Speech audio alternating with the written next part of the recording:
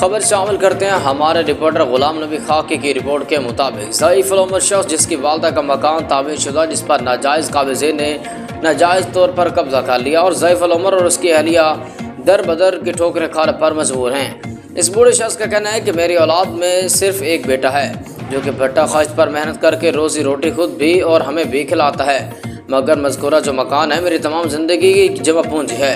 अल्लाह बख्श वगैरह ने हमें लाचार समझ कर नाजायज़ कब्जा करके आगे मुंतकली बजरिया किराएदारी पे दे रखा है, अगर किराया खातिर खा हज़म कर रखा है।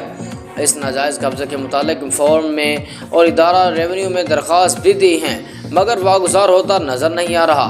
अब इन बेसहारा मियाँ बीवी का कहना है कि हमें हमारा मकान का कब्ज़ा दिलवाया जाए ताकि अपना सर छुपा सकें।